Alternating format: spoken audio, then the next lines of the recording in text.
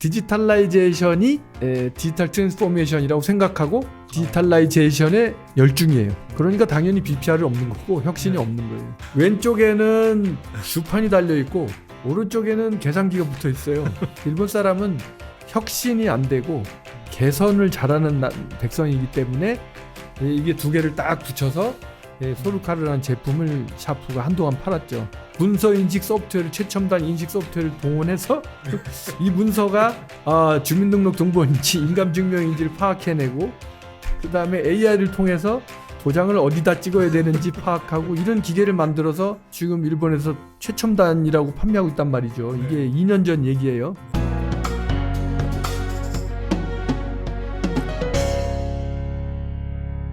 안녕하세요. 선대인 경제연구소 선대인 소장입니다. 자, 오늘 오랜만에 또 일본에서 건너오신 염정순 박사님 모시고 한일 간의 관계 한번 짚어보도록 하겠습니다. 박사님 나와주셔서 고맙습니다. 네, 안녕하세요 여러분들. 네. 반갑습니다. 오늘은 저희 한일 관계로 시작해서 박사님께서 우리가 일본을 좀 너무 모르고 있다. 일본도 사실 우리를 너무 모르고 있는 게 사실이지만 어쨌거나 또 우리 입장에서 또 일본을 알아야 퍼주고도 땀 맞는 식의 그런 관계는 안 가져갈 수 있으니까 그 이야기 한번 좀 짚어보면 좋을 것 같은데요.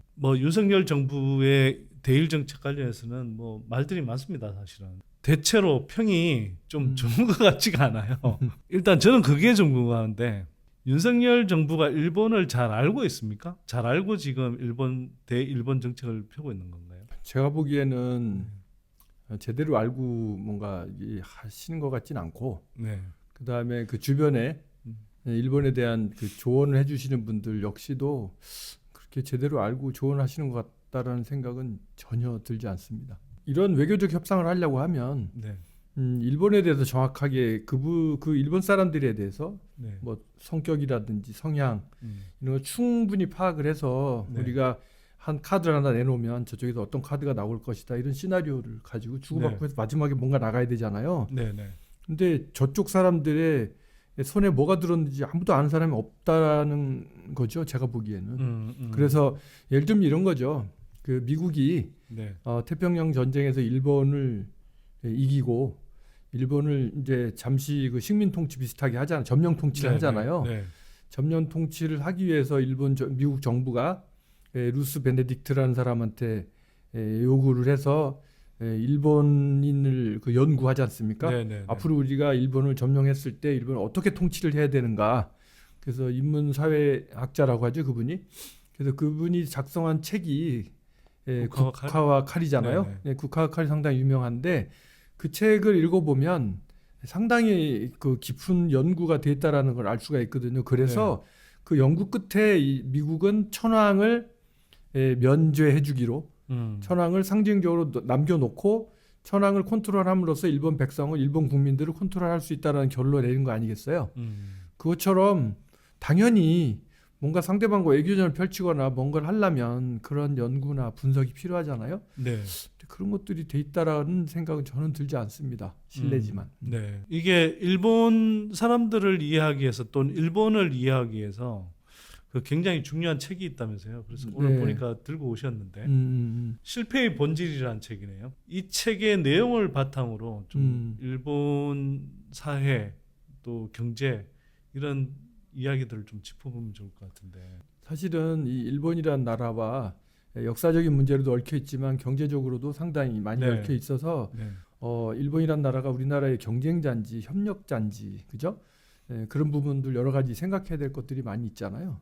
그런 측면에서 우리가 수시로 접하는 나라인데 우리가 이 사람들을 얼마만큼 잘 알고 있는가 그런 거에 대해서 스스로 돌아보는 계기가 됐으면 좋겠고 그 일본을 알기 위해서 가장 그 좋은 책이 제 입으로 말하기도 뭐하지만 일본 관찰 30년이라는 제 책이 있는데 네네. 그 책을 책 좀 들고 오시지 그러셨어요.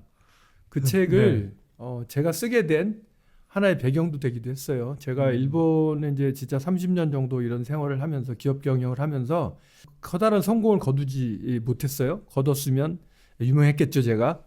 근데 제가 열심히 했고 상당히 많은 그 객관적인 성과도 많이 냈고 25년쯤 됐을 때 저는 의문이 있었어요. 내가 이렇게 열심히 했고 이게 이 정도로 우리 회사가 유명한데 왜 돈이 안 됐을까 생각해봤는데 네. 그 답을 발견한 것이 이 실패의 본질이라는 책이었어요. 이 책을 네. 읽어보니까 네. 제가 25년 동안 얼마만큼 쓸데없는 짓을 했는지 그 다음에 얼마만큼 무모한 일을 저질렀었는가라는 거에 대해서 네. 너무 내가 바보 같았다라는 생각이 들었어요. 그러면서 네. 그때 든 생각이 저보다 일본 경험이 적으신 분들은 네. 저와 똑같은 길을 갈 것이다. 음. 그래서 이 부분들을 우리 한국 독자들한테 꼭 알려드려야 되겠다라는 사명감에 네. 이제 쓴 책이 이 일본 관찰 30년이 된 거죠. 음. 그래서 이 실패의 본질이라는 이야기를 잠깐 해드리면 실패의 본질이라는 이 책은 히토츠바시 대학의 노나카 이쿠지로라는 유명한 교수님이 중심이 돼서 네. 쓴 책이에요. 책 내용은 뭐냐면 일본이 태평양 전쟁 제2차 세계대전에서 패망을 했는데 그 패망을 하게 된 그간의 전투가 있었을 거 아닙니까? 전쟁 네. 중에 네. 그 전쟁 중에 그 특징이 있는 여러 개의 전투를 분석을 해서 그 전투에서 왜 일본이 졌는지를 분석함으로 인해서 일본인의 습성, 일본인의 사고방식 이런 것들을 도출해내는 책이고요. 그 다음에 그 부분이 결국은 지금의 경제 전쟁에서도 네. 반복되고 있다. 그래서 일본인은 여기서 벗어나지 않는다라고 이분은 쓰신 거예요. 그래서 일본은 네. 여기서 벗어나야 된다라고 쓰신 거거든요. 근데 재밌는 얘기가 임진왜란이 끝나고 조선 정부하고 일본이 화해를 하기 위해서 화해 협력을 시작하잖아요. 네. 그것 때문에 조선 통진사가 이제 일본에 건너가게 되잖아요. 네. 네. 근데 조선 통진사가 일본에 건너가서 이동을 하면 그 시장 저작거리에 시장거리에서 팔고 있는 책이 있었답니다. 근데 그 책 중에 재미있었던 게 많이 팔렸던 책이 징비록이라는 책이었다라는 거예요. 아 그래요? 근데 선생님도 아시겠지만 징비록은 그죠? 유성룡 선생이 쓰신 책이잖아요. 네. 네. 임진왜란 때 우리가 일본에 왜 졌는지를 제가 보기에는 조선에서는 아니면 지금의 대한민국에서는 징비록을 얼마나 읽으셨는지 모르겠는데 정작 일본에서는 임진왜란 이후에 그걸 번역해서 그걸 보고 있었다는 것이고 네, 지금도 서점에 가면 일본어판 징비록이 있습니다. 아 그래요? 네, 그래서 네. 제가 그걸 구입해가지고 기념으로 거의 간직하고 있는데 재밌는 것은 징비록은 임진왜란에서 왜 우리가 졌는지 왜군에 왜 졌는지를 반성하면서 쓴 책인데 남의 나라가 그 반성한 책은 사다 보는 사람들이 자기 나라의 실패를 분석한 이 실패의 본질이라는 책은 엄청 유명하고 엄청 많은 사람들이 사봤어요. 베스트셀러예요. 모르는 사람이 없어요. 네, 네.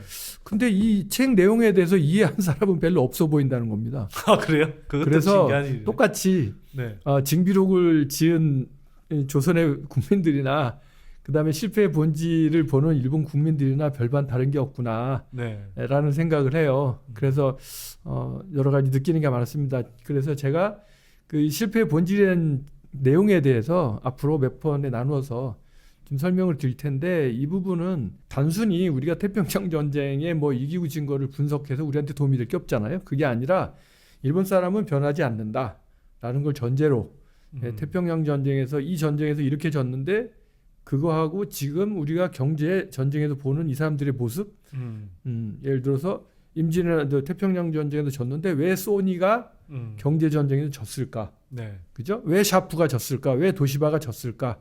그거하고 거의 틀이 같다라는 거예요.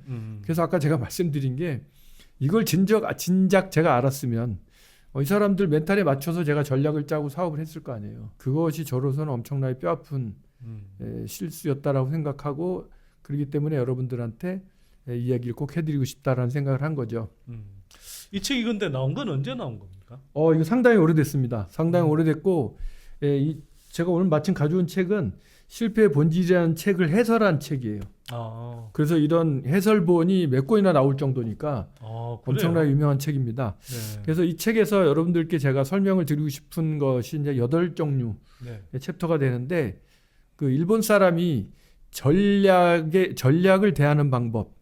우리가 전략과 전술이 있잖아요. 네. 전술은 싸우는 방법이고 전략은 그 상위 개념에 싸우지 않고 이기는 방법이잖아요. 근데 일본은 전략적인 사고를 하지 못하고 전술적인 사고밖에 하지 못한다라는 이야기.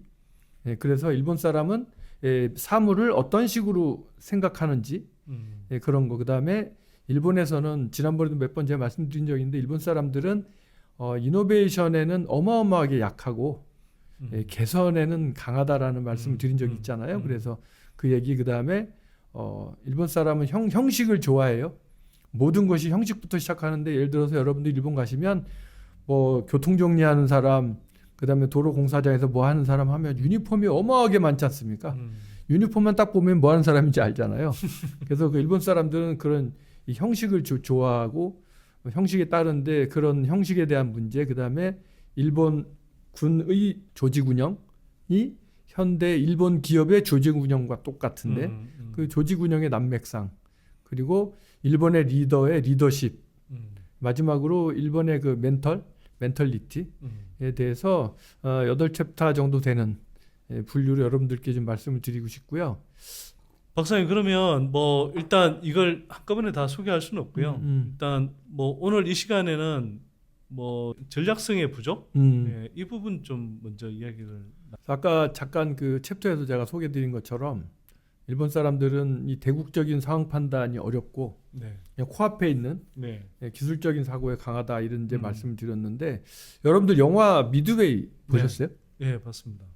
미드웨이를 보시면 미드웨이 전반에 흐르는 그 개괄적인 것만 잠깐 정리를 하면 일단 하와이를 공격을 했는데 당시에 이제 일본은 미국하고 전쟁을 함에 있어서 미국은 거대한 그 큰 나라이기 때문에 그죠? 장기전으로 가면 진다. 그래서 단기전이 좋겠는데 그것도 전쟁을 이기는 것보다 초기에 공격하고 화평을 해서 적당히 정리하는 형식을 택하기로 한 거죠. 그래서 미드웨이 해전은 여러분들이 영화에서 보셔서 알겠지만 일본이 대패했거든요. 네. 일본이 대패하고 어떤 의미에서는 미드웨이에서 졌기 때문에 완전히 거기서 전쟁이 끝났다고 봐도 되는 거예요. 이 정도로 그 중요한 전투였는데 미드웨이 해전의 양상을 보시면 이제껏 일본이 전쟁을 했던 방식은 그 예전에는 그 레이더 같은 게 없었잖아요. 네. 그래서 해군들이 싸우는 방식을 보면 일단 함대 탑에 올라가갖고 정찰병이 망원경으로 상대방을 정찰하고 그 다음에 항공모함이 있는 비행기가 날아가서 육안으로 망원경으로 상대방을 배를 정찰을 해서 먼저 접근해서 공격을 한다든지 뭐 그런 류의 전투가 많이 벌어졌어요. 일본군은 아까 말씀드린 것 전술 싸우는 기술에 능하다고 했잖아요. 네. 근데 이게 태평양 같은 망망대해에서 상대방 배를 발견하는 게 쉽지 않대요.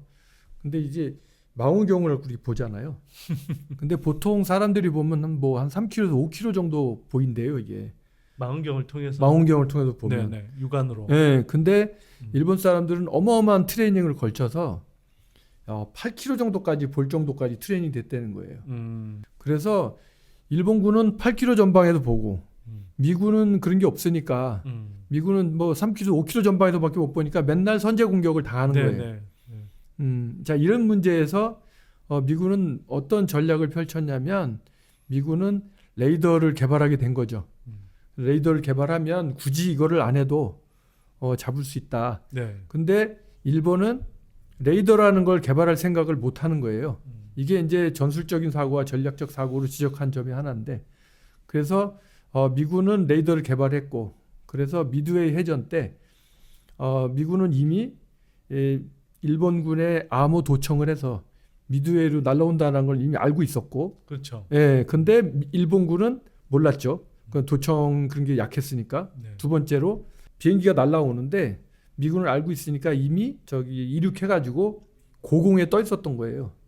일본군은 여기 고공에 떠 있는 걸 모르고 이제 온 거고 그 상태에서 얘들이 왔을 때 그 위에서 공격을 해갖고 이제 급습을 해서 다 박살을 냈거든요. 네. 거기에서 보이는 그 생각할 점이 몇 가지가 있는데 하나는 일본은 전술적인 사고를 하지만 전략적인 사고를 못한다는 개념에 상대방은 열심히 해서 배가 어디 있는지를 찾아내는 데 노력을 했다면 미군은 그게 아니고 아예 레이더라는 걸 개발해서 굳이 안 찾아도 되게 했다라는 컨셉. 네, 네.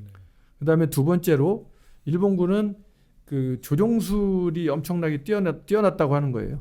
그러기 위해서는 항공기를 엄청나게 경량으로 만들었어야 돼요. 네. 엄청 얇게. 예, 그래서 엄청 가벼웠다고 해요. 근데 아시겠지만 비행기 연료 탱크는 전신이 연료 탱크거든요. 그러니까 총을 맞는 순간 그건 연료에 불이 붙는 거고 폭발하는 거란 말이죠. 두 번째 미군이 생각한 게 일본의 전투기 숫자와 미국의 전투기 숫자를 비교해 보니까 미국이 2배, 3배 많더라.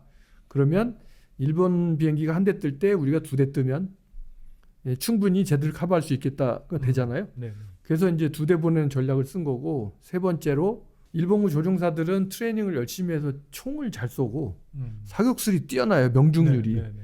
그러니까 얘들은 잘 맞추는데 미군은 그게 안 되는 거죠. 그래서 이 사람들은 다른 폭탄을 개발해요. 총을 딱 쏘면 총알이 날아가서 열을 감지하면 열 감지한 부근에서 폭발을 해서 그게 여러 개의 파편으로 나뉘면서 네, 네. 그걸 크라우드 폭탄이라고 하든가 있잖아요. 네, 그런 폭탄을 개발을 해요. 정확하게 사격을 못해도 근처에만 가면 총이 터지게. 네, 네. 그러면 폭발이 되면서 그 파편이 그 항공기에 박히잖아요. 그러면 이제 끝나는 거죠. 그래서 총을 잘 못 쏴도 되게끔 그렇게 이제 만드는 거예요. 그러다 보니까 일본이 결국 질 수밖에 없었죠. 근데 그것을 일본 사람들이 나중에 전쟁 분석한 얘기를 들어보면 자기들이 다 얘기를 했다는 거예요.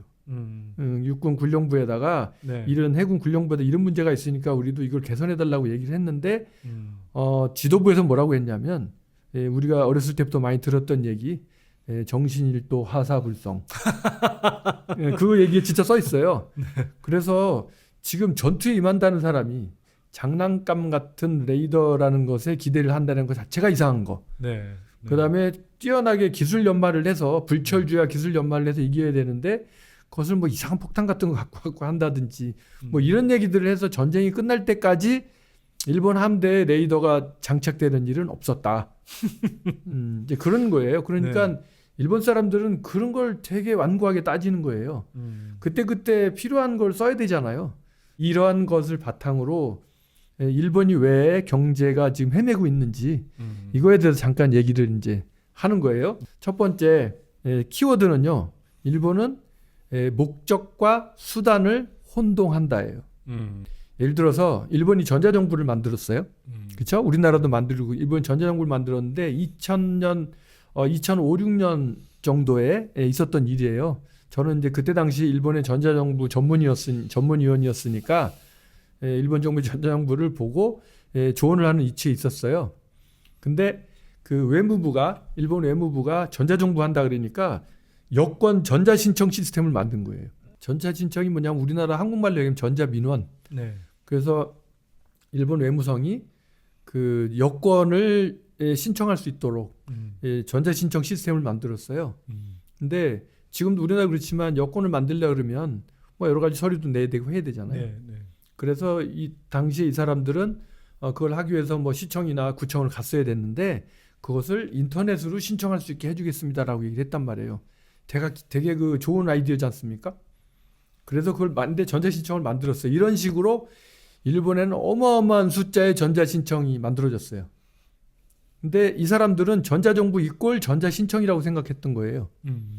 그래서 외무성에서 그거를 500억 원 정도 들여서 전자신청 시스템을 만들었는데 3년 뒤에 물어보니까 신청 건수를 물어보니까 거의 없는 거예요. 그래서 500억을 들여서 개발했는데 건수 500억 엔? 아니 500억 원을 들여서 500억 원. 여권 신청 시스템을 개발을 했는데 신청 건수를 개발비로 나눠봤더니 네. 한 건당 3억 정도가 들었어요. 그럼 도대체 몇 건 한 신청? 150건 정도 신청한 거지. 이게 왜 이렇게 됐냐? 전자정부를 만든다고 하면 그 전자정부의 목적이 그죠? 전자정부의 목적이 두 가지가 있잖아요. 민원인을 편리하게 해주는 것과 공무원들의 업무 프로세스를 혁신해서 네. 일을 줄여주는 것 두 가지잖아요.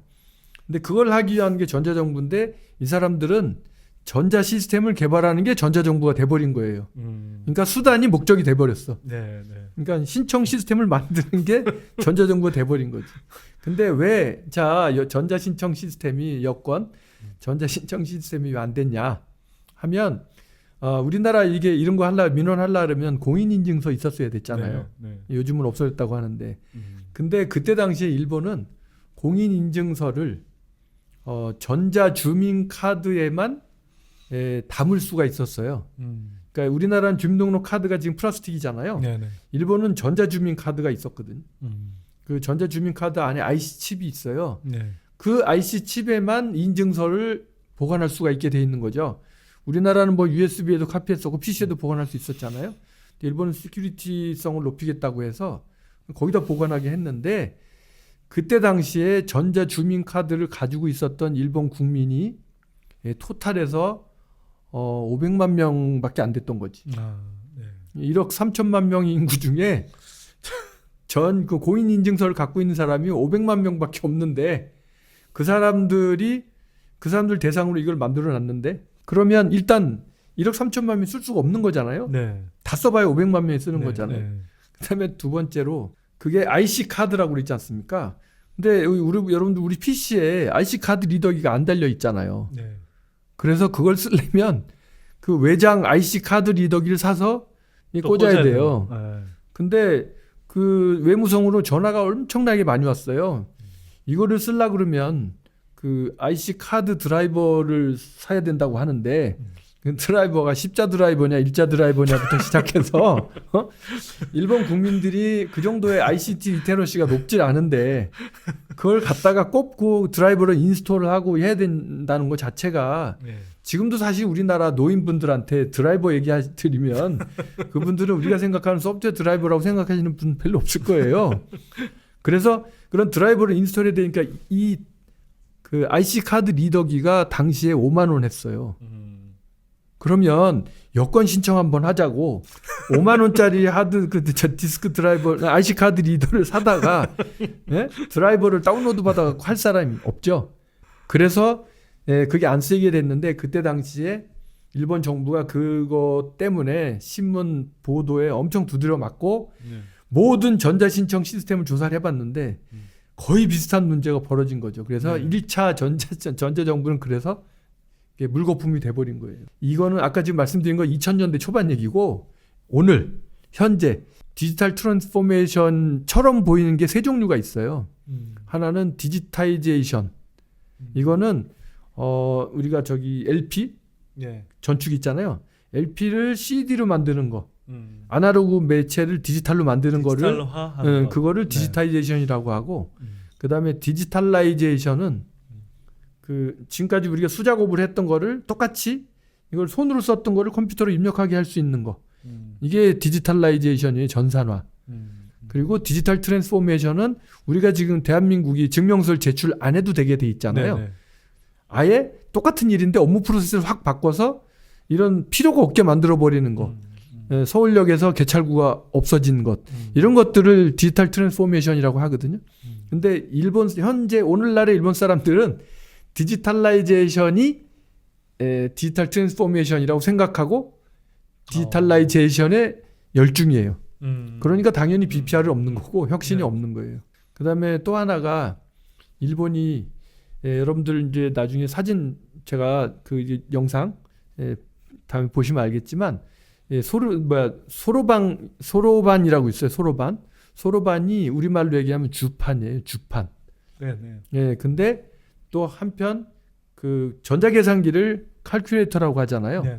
그래서 예전에 샤프라는 회사가 만든 소로카르라는 그 제품이 있었어요. 이게 소로반 플러스 칼큘레이터의 카르. 그 제품명이 소로카르예요. 그 제품이 어떻게 생겼냐면 보시면 알겠지만 왼쪽에는 주판이 달려 있고 오른쪽에는 계산기가 붙어 있어요. 그러니까 주판을 사용하다 보니 이 계산기가 더 빠르겠다 하면 계산기로 가면 되잖아요. 일본 사람은 혁신이 안 되고 개선을 잘하는 백성이기 때문에 이게 두 개를 딱 붙여서 소르카르라는 제품을 샤프가 한동안 팔았죠. 그다음에 지난번에도 제가 말씀드렸는데 요 근래 그죠? 지난번 영상에서 이제 보여드렸는데 지금 아까 말씀드린 것처럼 디지털라이제이션을 하라고 했더니 계약서를 시청에서 계약서나 뭐 도장을 많이 찍어야 되는데 서류에 결제를 많이 해야 되고 도장을 많이 찍어야 되니까 로봇 최첨단 로봇 암을 이용해서 그죠? 도장을 딱 집어오게 하고 그다음에 카메라 렌즈를 통해 RPA라는 문서 인식 소프트웨어를 최첨단 인식 소프트웨어를 동원해서 이 문서가 주민등록 등본인지 인감증명인지를 파악해내고 그다음에 AI를 통해서 도장을 어디다 찍어야 되는지 파악하고 이런 기계를 만들어서 지금 일본에서 최첨단이라고 판매하고 있단 말이죠. 이게 2년 전 얘기예요. 그다음에 또 하나가 여러분들 도코모 아시잖아요.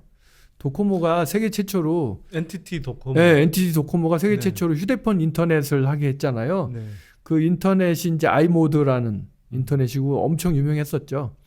근데 그 도코모가 그 아이모드를 세계 표준 이것을 공개를 해서 플랫폼을 만드는 거를 선택한 것이 아니라 자기들이 전 세계에 나가서 그 전화회사를 만들어서 자기들이 직접 아이모드로 서비스를 시작한 거예요.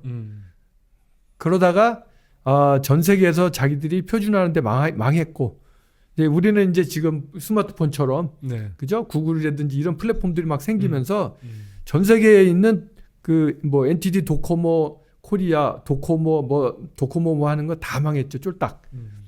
그래서 지금은 NTT 도코모의 아이모드는 흔적도 없잖아요. 네. 이렇게 됐다는 건데 결국 지금은 삼성의 CDMA가 이제 세계를 제패한 거 아닙니까? 표준을. 이런 식으로 일본의 기업들은 전쟁에서 했던 것도 그렇고 지금도 그렇고 이것들이 우리는 웃지만 이게 현실이라는 거예요. 그리고 이 사람들은 안 변했고 앞으로도 안 변합니다. 그래서 우리가 일본을 상대할 때 지금 우리가 웃었지만 일본 사람은 저렇게 판단을 하는구나. 사고를 하는구나. 뭐 과연 그게 웃을 일인지는 모르겠어요. 우리가 봤을 때 우스꽝스럽지만 일본인들이 생각할 때는 심각한 얘기예요. 그러니까 우리가 저 사람들의 사고방식을 이해를 하고 저 사람들하고 같이 그 사람들 사고방식에 맞춰서 전략을 짜야만 우리가 이길 수 있는데 지금 우리는 지금 웃으면서 하는 생각이 드는 생각이 왜 저랬을까? 그죠? 그 다음에 충분히 그렇게 안 해도 됐을 텐데 나라면 그렇게 안 했을 텐데라는 생각을 하시잖아요. 네. 제가 그렇게 생각을 하고 일본에 사업을 했던 거예요. 그러니까 예를 들어서 도장 찍는 기계를 막 만들 때 저는 일본 사람들한테 가서 뭐라고 얘기했냐면 이런 기계를 만드는 게 중요한 게 아니라 그 결제 프로세스를 혁진을 해서 결제 기간을 단축하는 게 중요한 게 아니겠습니까? 라고 저는 얘기를 했어요. 그러면 제 이야기가 훨씬 더 옳고 설득력 있고 상대방에게 좋은 얘기였잖아요. 네. 그랬는데 제 이야기를 들어주는 사람은 없었어요. 다 제 얘기 들을 때는 그거 기가 막힌 생각이다. 나도 그렇게 생각해 라고 얘기를 다 찬동을 해줬어요.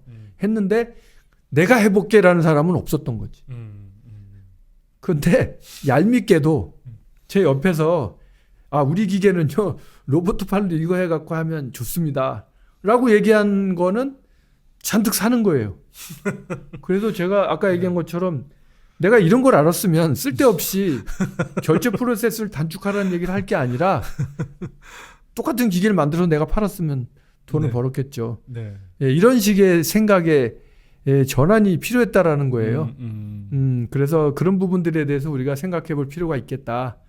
그런 생각을 좀 하게 됐어요. 그래서 그게 아까 말씀드린 일본 사람의 전략성 부족이라는 거에 대한 그 얘기인 것이죠. 염정순 박사님 모시고 실패의 본질이라는 책을 바탕으로 일본 사회 또 경제를 이해하는 그리고 일본의 의식 구조를 이해하는 시간 갖고 있는데 첫 번째 시간 전략적 사고의 부족 이 부분을 바탕으로 일본 사회를 들여다봤습니다. 자, 이어서 또 두 번째 염정순 박사님 이야기 들어보도록 하겠습니다.